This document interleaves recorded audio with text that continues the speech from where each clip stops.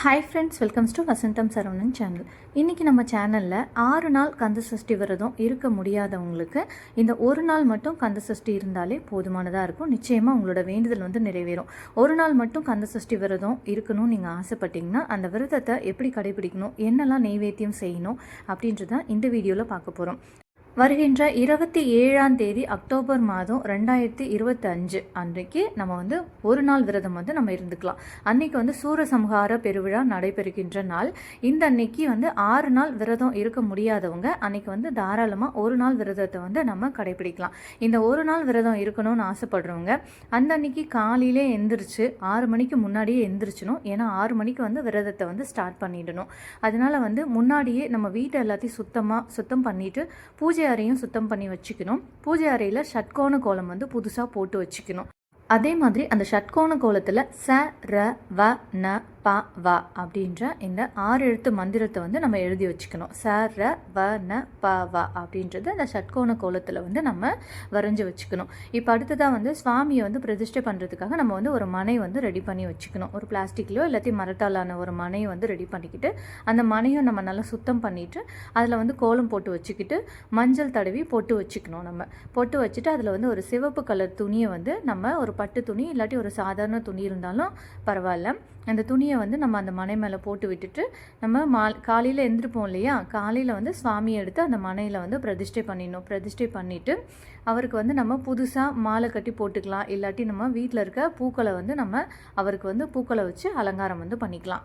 முருகருக்கு ரொம்ப ரொம்ப விசேஷமான இந்த செவ்வரளி மலரை கொண்டு நம்ம முருகருக்கு அலங்காரம் பண்ணிக்கலாம். அப்படி இல்லாட்டி சிவப்பு கலரில் என்னென்ன பூ இருக்கோ செம்பருத்தி பூ கூட நம்ம பயன்படுத்திக்கலாம். அப்படி இல்லாட்டி சிவப்பு கலரில் இருக்கக்கூடிய அந்த ரோஸ் கிடச்சிதுன்னா பன்னீர் ரோஸ் எல்லாம் இருக்கும் இல்லையா, அதை பயன்படுத்தி நம்ம அன்னைக்கு சுவாமிக்கு அலங்காரம் பண்ணிக்கலாம். இது எதுவுமே கிடைக்கலனாலும் ஒன்றுமே பிரச்சனை கிடையாது. மல்லிகைப்பூ, நல்ல வாசமான மல்லிகைப்பூ முல்லைப்பூ கிடைச்சாலும் அதை கொண்டு நம்ம சுவாமிக்கு அலங்காரம் பண்ணிக்கலாம். இப்போ விரதத்தை ஸ்டார்ட் பண்ண போகிறோம். விரதத்தை ஸ்டார்ட் பண்ணும்போது மஞ்சளில் பிள்ளையார் பிடிச்சி நம்ம வச்சுக்கிட்டு அவருக்கு பொட்டு வச்சு பூ வச்சு நம்ம விரதத்தை ஸ்டார்ட் பண்ணலாம். அப்படி இல்லைன்னா நம்ம வீட்டில் விநாயகர் சிலை குட்டியாக வச்சுருப்போம் இல்லையா, அந்த விநாயகர் சிலையை நம்ம எடுத்து வச்சு அவருக்கு புதுசாக பொட்டு வச்சு பூ வச்சு நம்ம அவர்கிட்ட வேண்டிக்கணும். ஏன்னா எப்போவுமே எந்த ஒரு பூஜையாக இருந்தாலும் சரி நம்ம முதல் கடவுளான விநாயகரை வணங்கிட்டு தான் நம்ம அந்த பூஜையை விரதத்தை நம்ம ஆரம்பிக்கணும். அப்போ தான் அது அந்த பூஜை தங்கு தடை இல்லாமல் நமக்கு நடத்தி கொடுப்பாரு. இப்போ விநாயகரை பிரதிஷ்டை பண்ணிவிட்டு விநாயகர்கிட்ட நம்ம வேண்டிக்கணும். முதற் கடவுளான விநாயகர் பெருமானே, இந்த விரதத்தை நல்லபடியாக வழிநடத்தி கொடுங்க, எங்களோட வேண்டுதல் நிறைவேறணும், உங்களோட அருளாசியும் முருகப்பெருமானோட பரிபூர்ண அருளாசியும் எங்களுக்கு கிடைக்கணும்னு சொல்லி வேண்டிக்கணும். இரண்டாவதாக இப்போ முதல் கடவுளை வேண்டிக்கணும். ரெண்டாவதாக நம்மளோட குலதெய்வம், அவங்கவுங்களோட குலதெய்வம் என்னவோ அவங்கள மனதார நினச்சிக்கிட்டு நம்ம குலதெய்வத்தை அந்த நேரத்தில் எழுந்தருள சொல்லி வேண்டிக்கணும். குலதெய்வமே, நான் இந்த மாதிரி இந்த வேண்டுதலுக்காக சஷ்டி விரதம் இருக்க போகிறேன். எங்கள் குலதெய்வமாக முன்னிருந்து இந்த விரதத்தை நல்லபடியாக வழிநடத்தி கொடுங்க, எங்களோட வேண்டுதலையும் நிறைவேற்றி கொடுங்க, உங்களோட அருளாசியும் முருகப்பெருமானோட அருளாசியும் எங்களுக்கு பரிபூர்ணமாக கிடைக்கணும்னு சொல்லி வேண்டிக்கணும். முதல்கிட்ட நம்ம விநாயகரை வணங்கிக்கணும். ரெண்டாவது நம்மளோட குலதெய்வம், மூணாவதாக நம்மளோட முருகப்பெருமானுக்கும் நம்ம வேண்டிக்கணும். இப்போ விநாயகர் வேண்டும் போதும் குலதெய்வத்தை வேண்டும் போதும் நம்ம தீபதூப ஆராதனைகள் காமிக்கணும். நம்ம இந்த தீபதூப ஆராதனை காமிக்கும் போது நம்ம கையில் ஒரு மலரை வச்சுக்கலாம். ஒரு பூவை கையில் வச்சுக்கிட்டு நம்ம இந்த மாதிரி இந்த பூஜையை ஆரம்பிக்க போகிறோம் அப்படின்னு சுவாமிக்கிட்ட நல்லபடியாக வழிநடத்தி கொடுங்கன்னு சொல்லிட்டு அவருக்கு அந்த பூவை சாத்திடணும். இப்போ விநாயகருக்கு சாத்தியாச்சு. அடுத்ததான் நம்மளோட குலதெய்வத்துக்கு. இப்போ சிலர் குலதெய்வ படம் வீட்டில் வச்சுருப்பாங்க. அப்படி இருந்தால் குலதெய்வ படத்துக்கு நம்ம அந்த மலரை சாத்திடலாம். அப்படி இல்லைன்னா நம்ம கலசம் வச்சுருப்போம், அந்த கலசத்துக்கு சாத்திடலாம். அப்படியும் இல்லைன்னா நம்ம முருகப்பெருமானை முவேண்டிக்கிறோம் இல்லையா, அவரோட படத்துக்கு கீழேயே குலதெய்வத்தை நினச்சிக்கிட்டு குலதெய்வத்தோட பேரை நம்ம மனசில் சொல்லிட்டேன், குலதெய்வமாக எங்களுக்கு அருளாசி புரிங்க அப்படின்னு வேண்டிக்கிட்டு முருகப்பெருமானோட படத்துக்கிட்டேயே நம்ம அந்த மலரை சாத்திடலாம். இப்போ விநாயகரை வணங்கியாச்சு, அடுத்ததாக குலதெய்வத்தையும் வணங்கியாச்சு. இப்போ அடுத்ததாக நம்ம முருகப்பெருமான் கிட்ட வேண்டிக்கணும். நம்ம எதுக்காக விரதம் இருக்கோமோ அதை மனதார அவர்கிட்ட சொல்லிட்டு நம்ம இந்த விரதத்தை நல்லபடியாக ஏற்றுக்கோங்க, எங்களோட வேண்டுதலை நிறைவேற்றி கொடுங்கன்னு சொல்லி வேண்டிட்டு இந்த விரதத்தை ஆரம்பிக்க வேண்டியது தான். நீங்கள் ஒரு வெள்ளை பேப்பரில் கூட உங்களுக்கு என்ன வேண்டுதலும் அதை எழுதி வச்சுக்கிட்டு இந்த 4 மூலையிலையும் வெள்ளை பேப்பரில் மஞ்சள் தடவி போட்டு வச்சுக்கிட்டு அதை முருகர் படத்தில் நீங்கள் முருகர் படத்துக்கு கீழே நீங்கள் வச்சிடலாம்.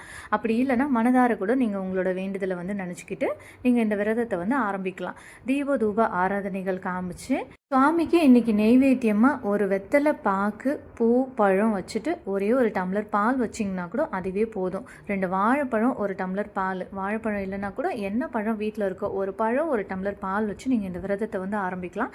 கண்டிப்பாக இன்றைக்கி நம்ம வைக்க வேண்டியதுன்னு பார்த்திங்கன்னா எலுமிச்சம்பழம். ஒரே ஒரு எலுமிச்சம்பழம் எடுத்து நம்ம சுவாமிக்கிட்ட வந்து வச்சிடணும். சிலர் வந்து எலுமிச்சம்பழம் மாலை வந்து சுவாமிக்கு சாத்துவாங்க. அப்படி சாத்துறதும் ரொம்ப ரொம்ப நல்லது.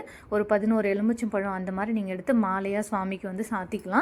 அப்படி இல்லைன்னா ஒரே ஒரு எலுமிச்சம்பழத்தை எடுத்து சுவாமி படத்துக்கு முன்னாடி நம்ம வச்சிடணும். கண்டிப்பாக எலுமிச்சம்பழம் வந்து இந்த அன்னைக்கு சூரசம்ஹாரத்து அன்னைக்கு நம்ம வந்து சுவாமி படத்துக்கு முன்னாடி வச்சுட்டு அதுக்கப்புறமா இந்த விரதத்தை வந்து ஆரம்பிச்சுக்கணும். தீபதூப ஆராதனைகள்லாம் சுவாமிக்கு காமிச்சிட்டு நம்ம வந்து அப்படியே விரதத்தை வந்து ஸ்டார்ட் பண்ண வேண்டியது தான். அன்றைக்கி நாள் முழுக்க நம்ம வந்து விரதம் இருக்கணும். ஸோ அதுக்கப்புறம் வந்து நம்ம எதுவும் வந்து சாப்பிடக்கூடாது.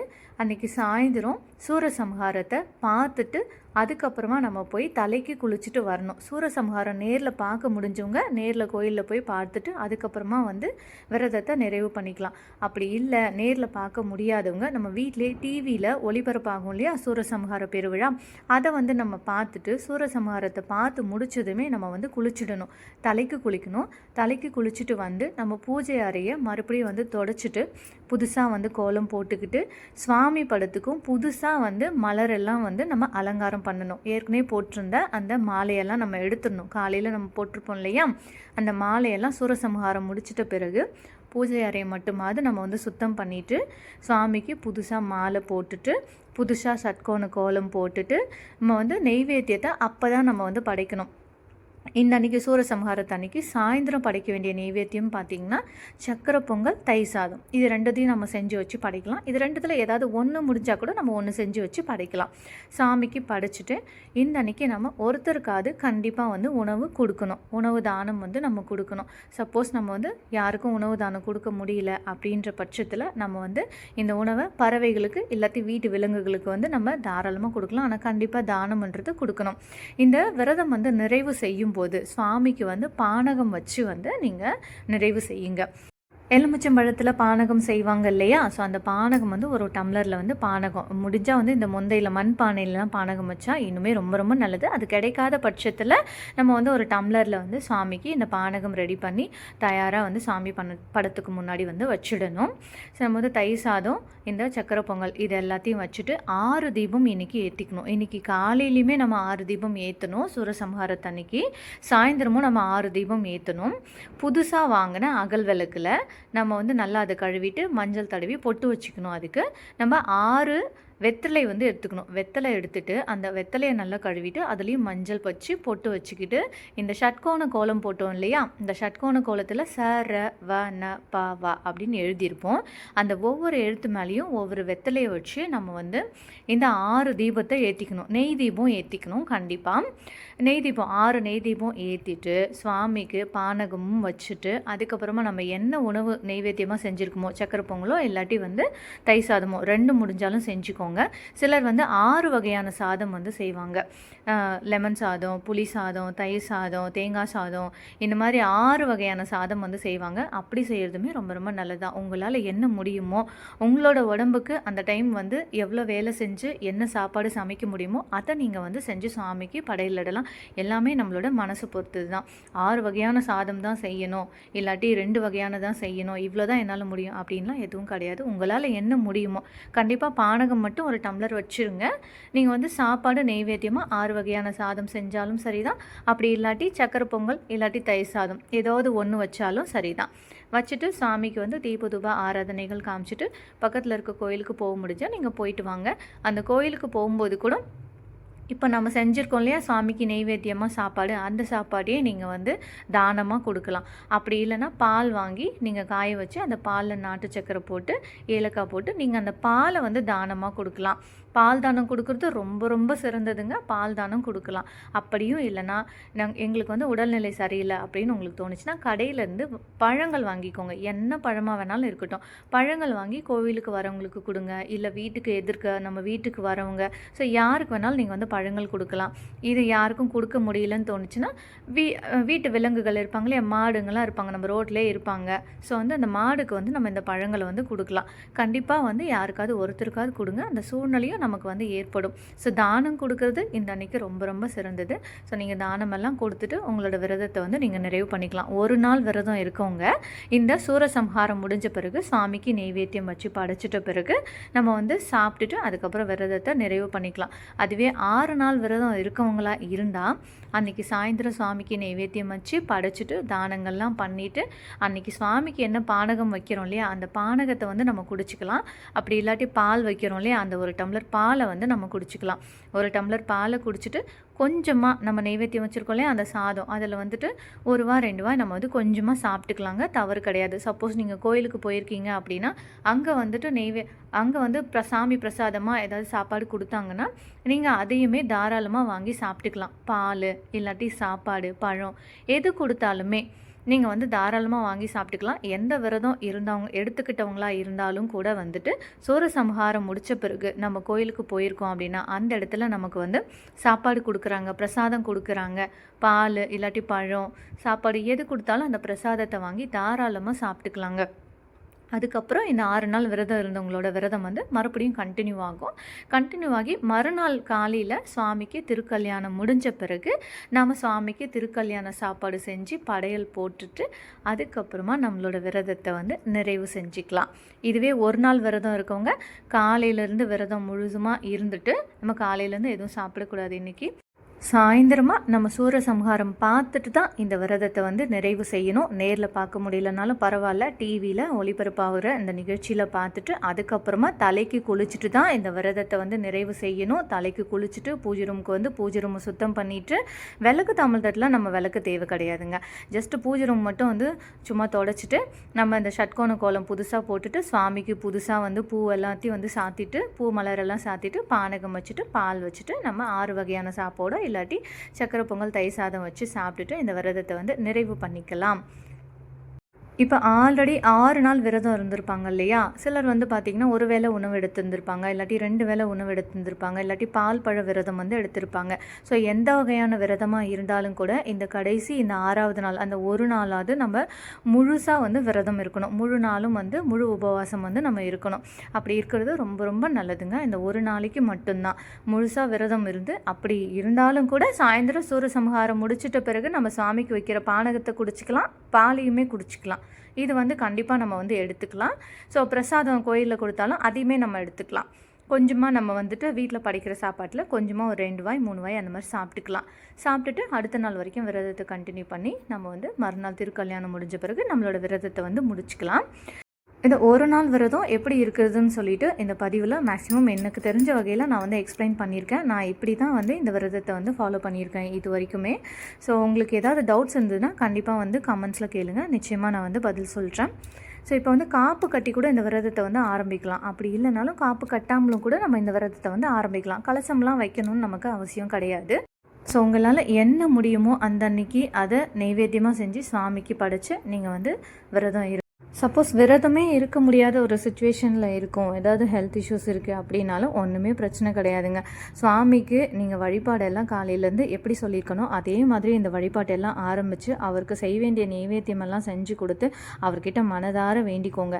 சாமியை நம்ம எந்த அளவுக்கு முழு மனசோடு நினைக்கிறோம் அப்படின்றது தான் ரொம்ப ரொம்ப முக்கியம். இதுதான் இந்த விரதத்தோட தாத்பரியமும் கூட.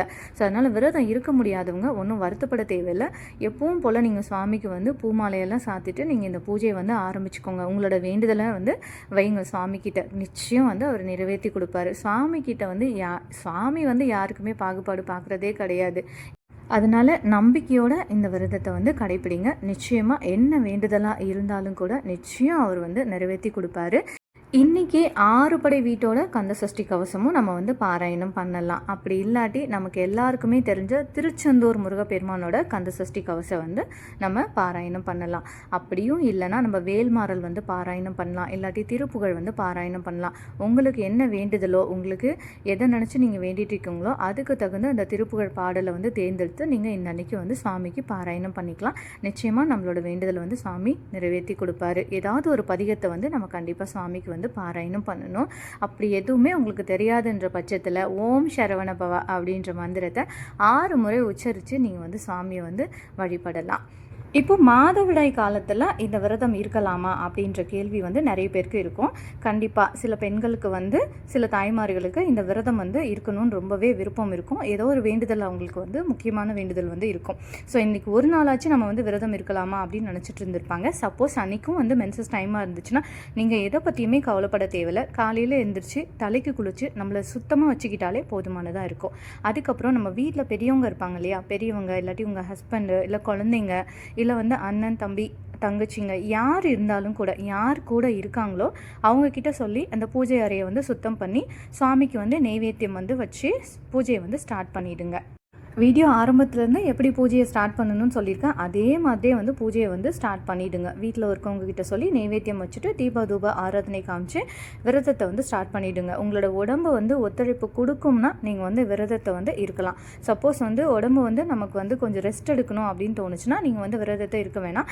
மனதார சுவாமிக்கு வந்து அந்த திருப்புகழ் இல்லாட்டி உங்களுக்கு தெரிஞ்ச கந்தசஷ்டி கவசத்தை வந்து பாராயணம் பண்ணிக்கிட்டு மனதார நீங்கள் விரதம் இருந்துக்கலாம். ஸோ வந்து கடவுள் வந்து நம்ம வந்து கட்டாயப்படுத்தலைங்க. அதை வந்து நம்ம மனசில் வந்து தெளிவாக வச்சுக்கணும். கடவுள் வந்து கட்டாயப்படுத்தலை, நம்மளோட உடம்பு மட்டும்தான் நமக்கு இந்த டைமில் வந்து ரெஸ்ட்டு கேட்கும். ஸோ நம்மளோட உடம்புக்காக தான், நம்மளோட உடம்புக்கு வந்து ரெஸ்ட்டு கொடுக்கணுன்றதுக்காக தான் மாதவிடாய் காலத்தில் இந்த பூஜையெல்லாம் வேணான்னு சொல்லி வச்சுருக்காங்க. ஸோ உங்களுக்கு விருப்பம் இருக்குது, ஏதோ ஒரு வேண்டுதல் வந்து இருக்குது, முக்கியமான வேண்டுதல் இருக்குன்னா நீங்கள் தாராளமாக உங்களோட உடம்பு ஒத்துழைச்சா இந்த விரதத்தை வந்து கடைப்பிடிக்கலாம். அதே மாதிரி நீங்களுமே விரதம் இருக்கவங்க வந்து சூரசம்ஹாரத்தை வந்து பார்த்துட்டு, அதாவது நம்ம கோயிலுக்கு போயிட்டு பார்க்க முடியாது, அதனால் நம்ம வீட்டிலேயே டிவியில் வந்து நிகழ்ச்சிகள் வந்து ஒளிபரப்பு பண்ணுவாங்க இல்லையா, சூரசம்ஹார பெருவிழா, அதை பார்த்துட்டு அதுக்கப்புறமா போய் தலைக்கு குளிச்சுட்டு வந்துட்டு வீட்டில் யார் இருக்காங்களோ அவங்கக்கிட்ட சொல்லி சுவாமிக்கு நெய்வேத்தியம் வச்சுட்டு நம்ம வந்து விரதத்தை வந்து நிறைவு செஞ்சுக்கலாம். ஸோ இந்த வகையில் நீங்கள் வந்து விரதத்தை வந்து முடிச்சுக்கலாம். நிச்சயம் நல்லதே நடக்கும். நம்பிக்கையோடு வந்து இந்த விரதத்தை இருங்க. தேங்க்ஸ் ஃபார் வாட்சிங்.